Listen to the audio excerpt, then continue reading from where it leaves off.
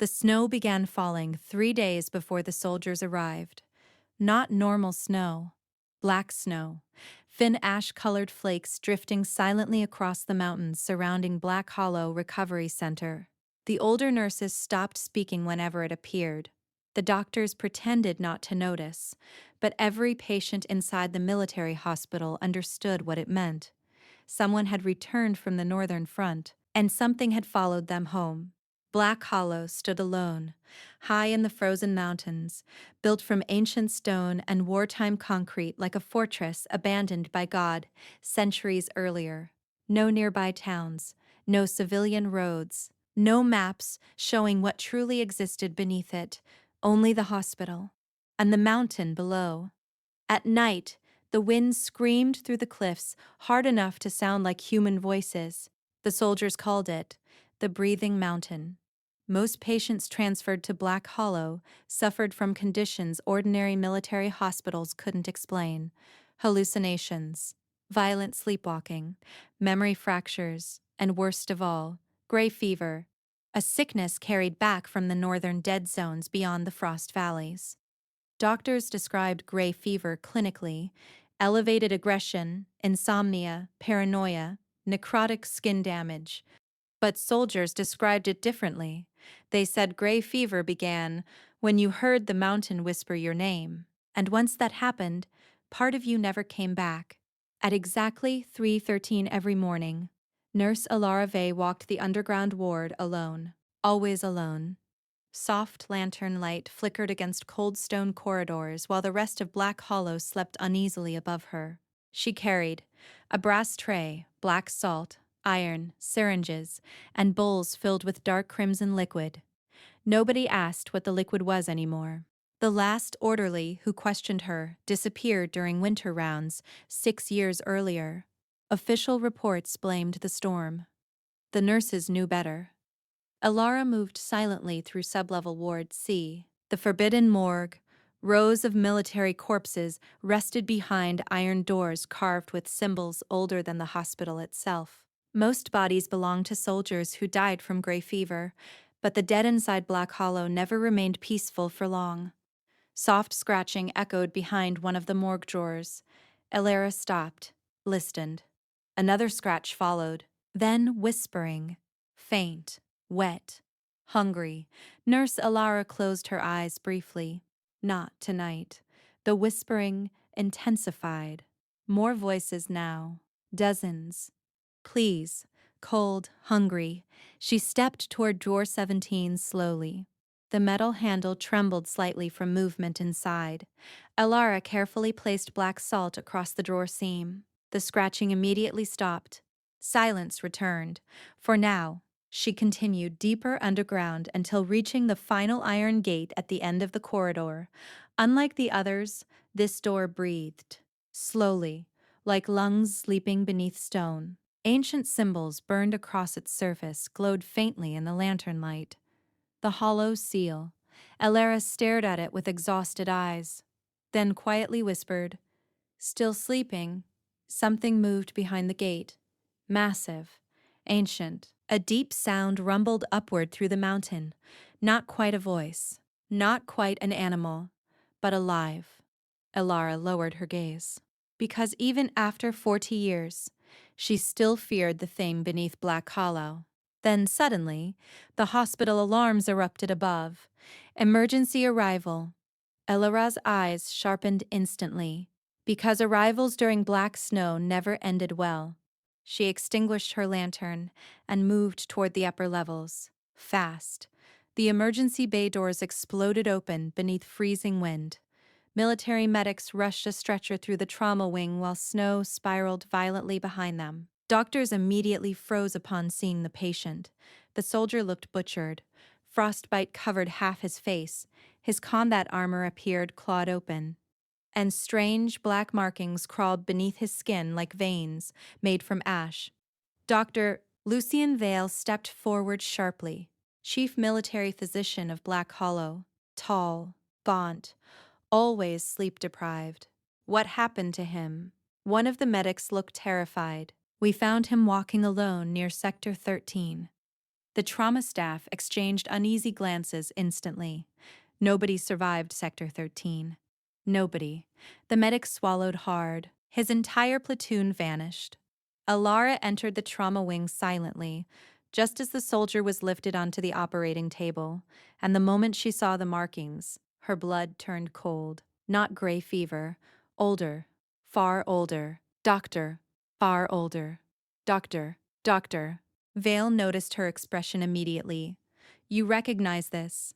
Elara didn't answer. The unconscious soldier suddenly began convulsing violently. Monitors screamed, black blood spilled from his mouth across the operating table. The younger nurses backed away in horror. Then the soldier's eyes opened. Entirely black, no whites, no pupils, only darkness.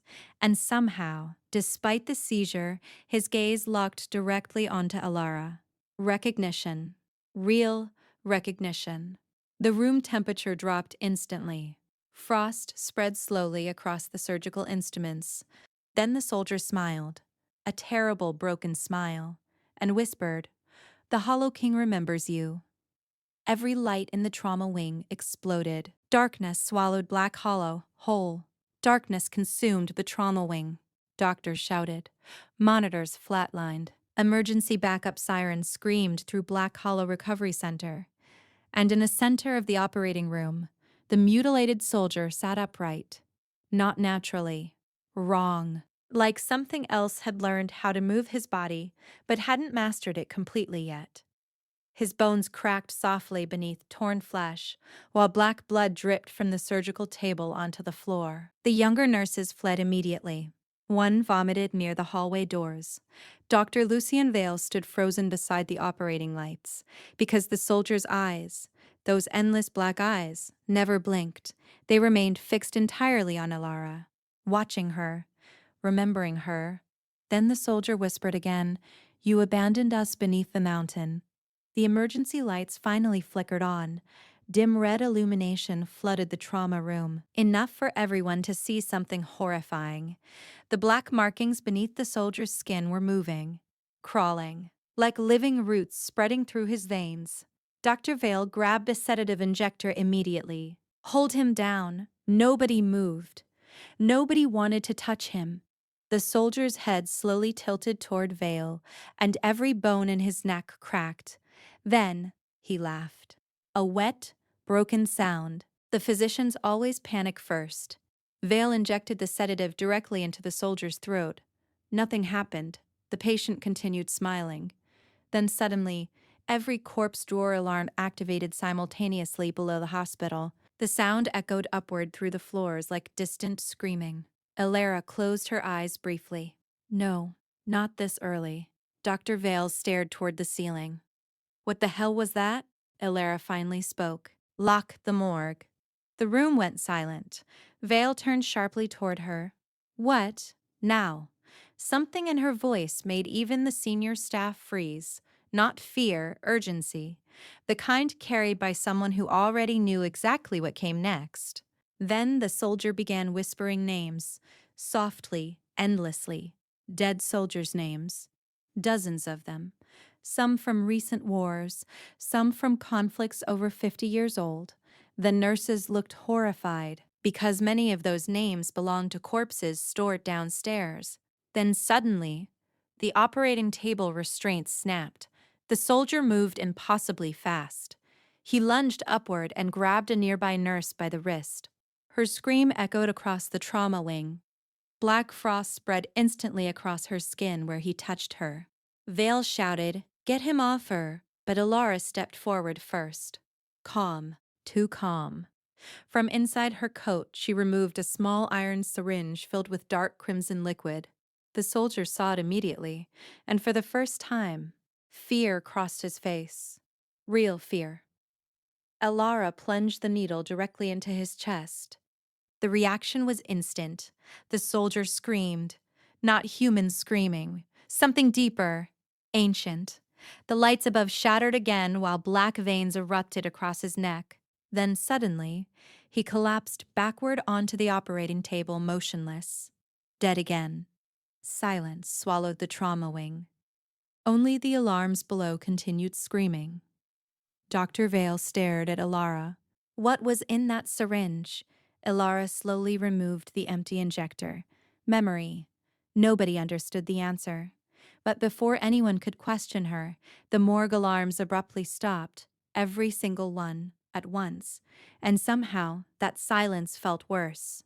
Elara immediately turned toward the hallway. They opened the lower floor. Dr. Vale grabbed her arm. Opened what?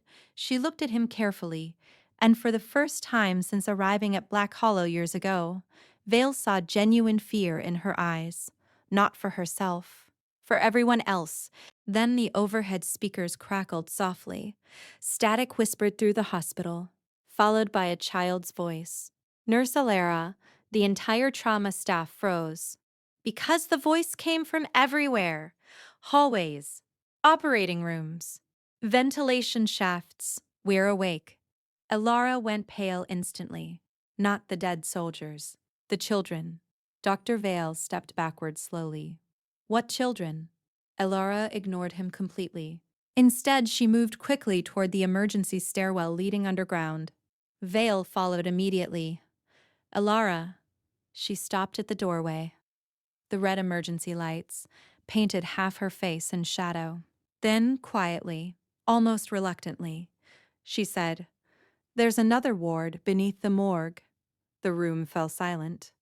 Vale frowned. "There's no sublevel under the morgue." "Yes, there is." "What are you talking about?" Elara looked exhausted suddenly, like she'd carried this secret too long. The military built Black Hollow over something ancient. Snow battered the hospital windows harder outside. The mountain groaned softly beneath them, alive. Elara continued quietly. During excavation, they discovered tunnels already existing under the mountain. Vale stared at her. Mining tunnels? No. A long pause followed. Then, a kingdom. Nobody spoke, because something in her voice made the impossible sound true. Then, one of the nurses whispered shakily, "What's in the lower ward?"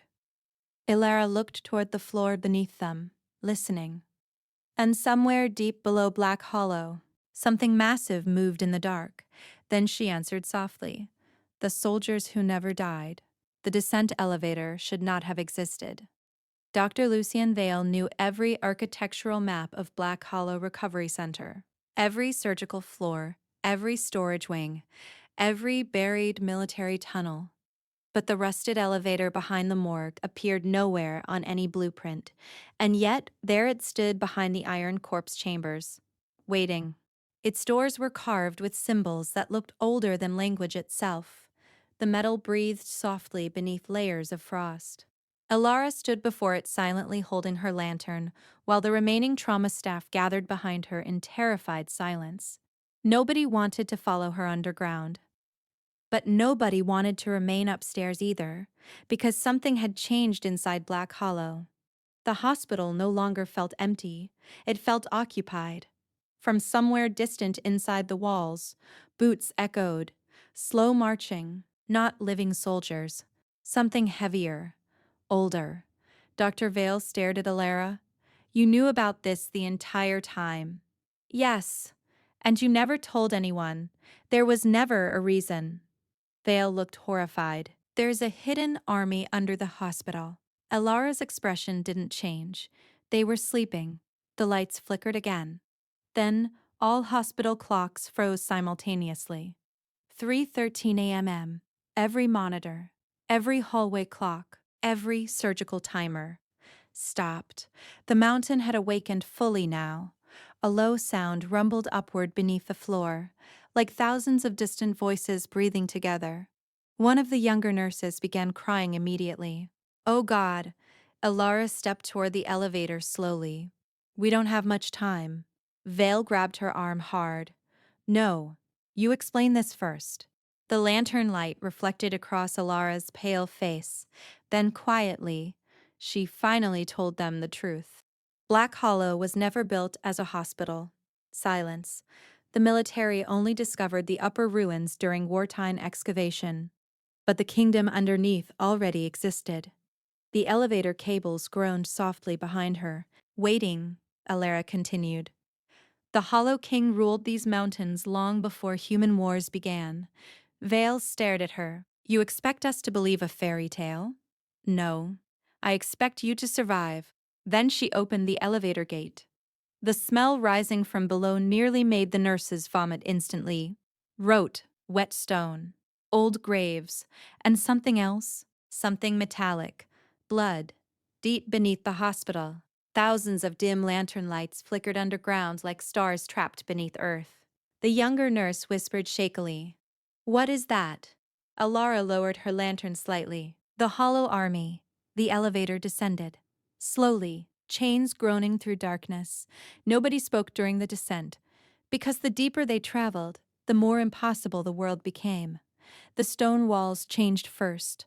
Ancient carvings emerged from the rock. Soldiers kneeling before enormous, shadowed figures, crowned skeleton kings, rivers filled with bodies. Then came the whispers. Soft voices drifting through the darkness beyond the elevator cage. Nurse. Still hungry, cold, Dr. Vale gripped the railing tightly. Those are recordings. Elara didn't answer, because they weren't. The elevator finally stopped, and the doors opened onto a nightmare. An underground city stretched beneath the mountain, not ruins, a kingdom. Black towers carved directly into cavern walls, ancient bridges crossing endless darkness, and everywhere, soldiers.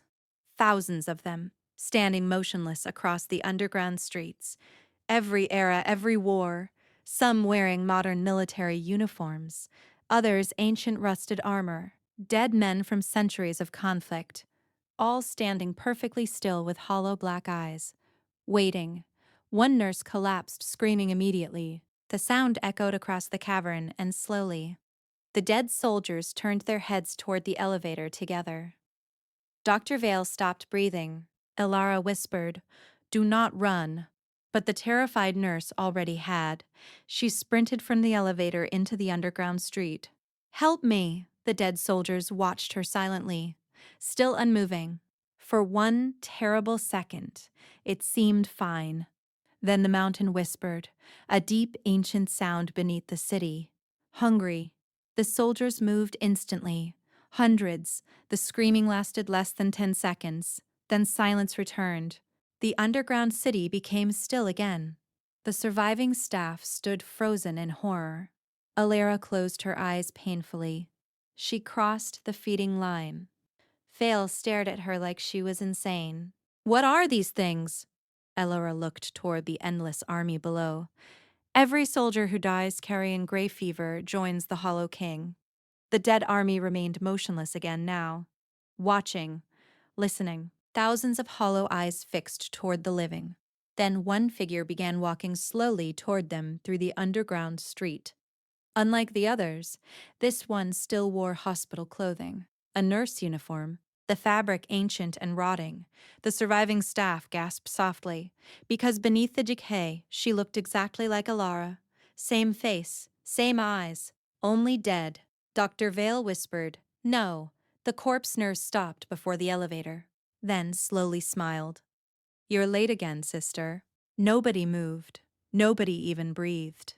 The dead nurse standing before the elevator smiled with Elara's face, while black lantern light flickered across the underground kingdom. Dr. Lucien Vale felt his knees weaken, because it wasn't resemblance. It was identical. Same pale skin, same silver-gray eyes, same scar beneath the chin. Only this version was rotting, ancient. Its nurse uniform belonged to a military era nearly 50 years old. The corpse tilted its head slightly. "You kept them asleep longer than expected." Elara lowered her lantern. For the first time since descending underground, her hands trembled. Not fear, grief. One of the remaining nurses whispered shakily, Who is she?" The dead woman answered herself. "I was the first Elara." The mountain groaned softly around them. And suddenly, Dr. Vale understood something horrifying. The nurse standing beside him was not fully human anymore.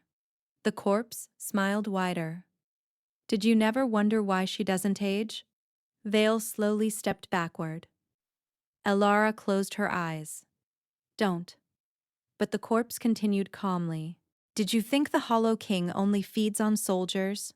The underground city began whispering again, thousands of dead voices rising together like distant prayer. Hungry, hungry, the dead nurse stepped closer. Its boots leaving wet black footprints across stone. Every keeper eventually belongs to the mountain. Dr. Vale looked at Elara in horror. What is she talking about? Elara's voice sounded exhausted. 40 years ago, my sister and I were stationed here during the Northern War. The corpse nurse laughed softly. We volunteered. Elara nodded faintly. The military opened the Lower Kingdom accidentally during tunnel construction. The dead soldiers throughout the underground city slowly turned toward them again. Listening, waiting, Elara continued quietly. The Hollow King woke hungry. The lantern light dimmed. Somewhere far beneath the kingdom, something massive shifted. Stone cracked in the darkness. Vale whispered, "You made a deal with it." Elara looked toward the abyss beneath the city. Yes. The corpse smiled proudly. We fed it dying soldiers in exchange for sealing the kingdom. The surviving nurses recoiled in horror. Elara's eyes filled with ancient exhaustion. It was the only way to stop the dead from reaching the surface. Vale stared at her. You sacrificed people. No. Her voice cracked slightly. They were already infected. Gray fever. Suddenly, he understood. Not disease. Transformation. The corpse nurse slowly circled them. But the king always demands more. Elara's gaze lowered. My sister wanted greater bargains. The corpse laughed again. I wanted eternity. Black snow began falling inside the underground kingdom, soft ash drifting from cavern ceilings. The Hollow King was waking fully now. The dead soldiers throughout the city twitched slightly, thousands of corpses beginning to move. Elara whispered, "The seal is breaking." Vale looked terrified. "How do we stop it?" The corpse answered first, "You don't." Then suddenly, the underground city shook violently. A deafening roar thundered upward from beneath the abyss. Not an animal, not human. Something ancient enough to make the mountain itself afraid. The dead army dropped to one knee instantly, every corpse soldier bowing toward the darkness below. The Hollow King had awakened, then it spoke. The voice came from everywhere. Stone walls, underground rivers inside their bones. Elara. The living nurses collapsed screaming immediately. Blood streamed from one orderly's ears. Vale barely stayed standing. Only Elara remained upright. The voice softened, almost affectionate. You promised me eternity.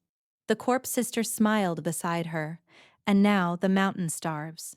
From the darkness beneath the city, something enormous began rising, not fully visible. Only pieces, a crown made from fused skeletons, hands larger than buildings, a face hidden behind endless shadow, the Hollow King. The dead soldiers began waking completely now, thousands of black eyes opening across the underground kingdom. The Hollow Army was rising. Elara stepped forward alone, carrying her lantern. Vale grabbed her desperately. You can't stop that. She looked toward him calmly. No, but I can feed it one final thing. Understanding hit him instantly. No. Elara smiled sadly for the first time. A real smile. Human. Tired people make dangerous bargains, Lucian. The Hollow King's voice echoed again. Come to me, Keeper. The dead sister extended one rotting hand toward Elara. Join us. But Elara slowly removed something from beneath her coat. A bone-handled syringe, filled with glowing silver liquid. The corpse sister's smile vanished instantly. Fear crossed the dead thing's face.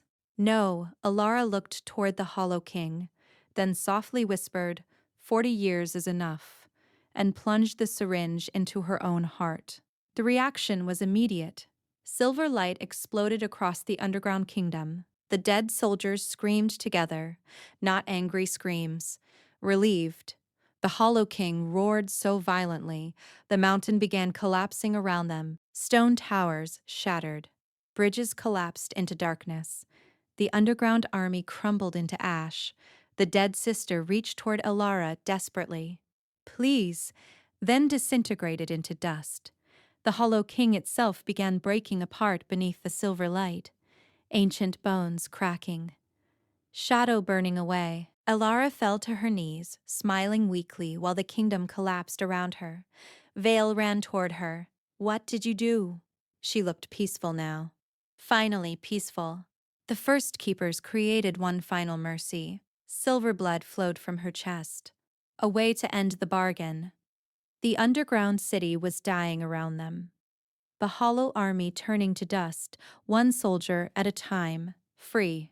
Elara looked toward the collapsing darkness beneath the mountain, then quietly whispered, "Sleep now." The Hollow King screamed, one final time, and vanished forever. At sunrise, Black Hollow Recovery Center stood silent beneath falling white snow. No more black ash, no more whispers. Military rescue teams found the hospital nearly empty.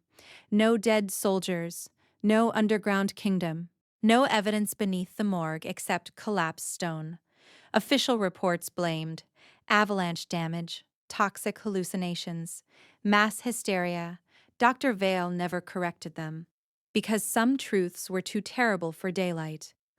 Weeks later, a young nurse working night shift paused outside the old morgue hallway. For a moment, she thought she saw a lantern glowing deep beneath the floor.